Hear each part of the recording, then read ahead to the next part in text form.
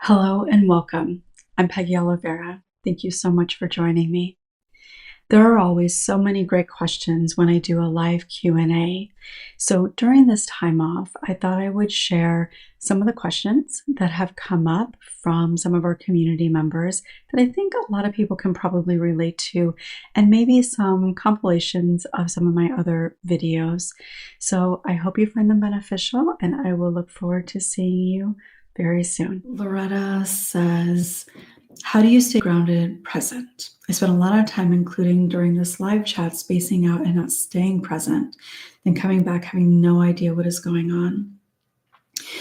So part of this will kind of depend on the circumstance that you're in, like just what's happening, where you're at emotionally.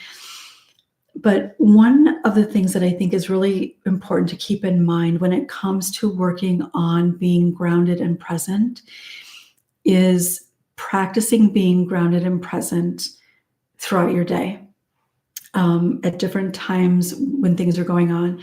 So even when you're in a really good place, being able to be intentional about practicing being grounded and present, acknowledging that you're feeling grounded and present.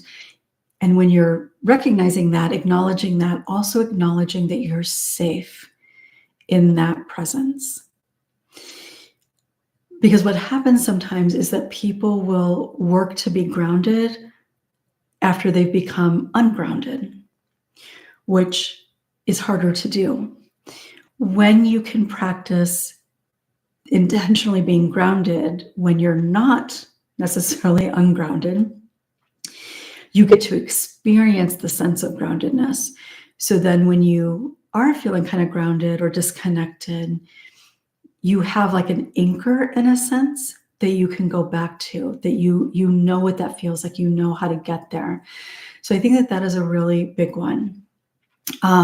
You can also, like especially on like a situation like this, have something like maybe in your hand that has some texture to it, using essential oils. That can be helpful for some people. Different things work for different people. And even for the same person, what works in one circumstance may not necessarily work in the other circumstance.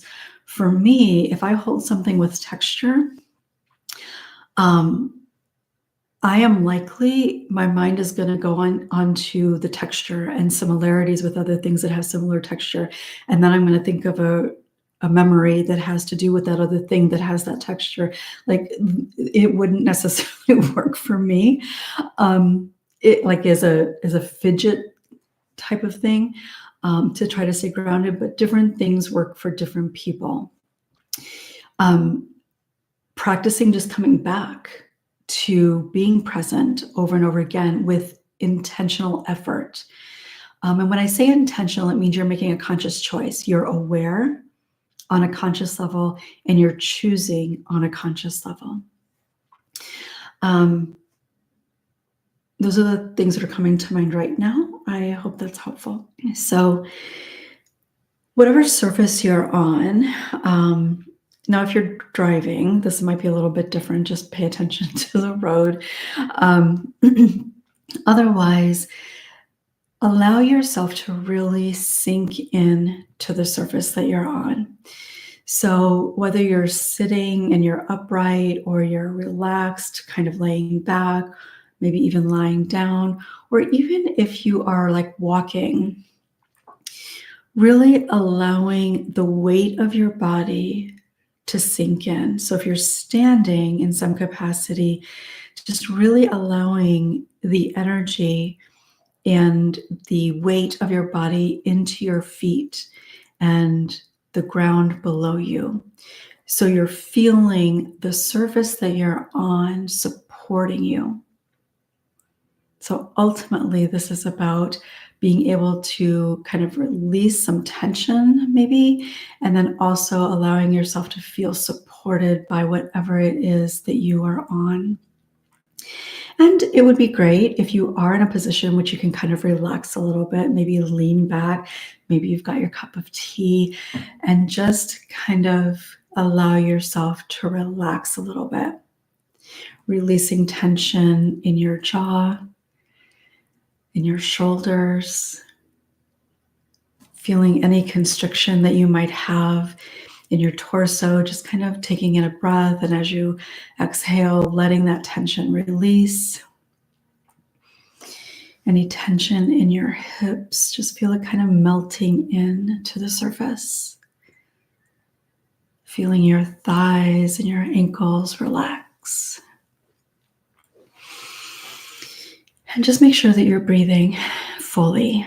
So really allowing yourself to just kind of imagine, maybe even close your eyes and imagine that we are all sharing a space together, and you're able to feel safe.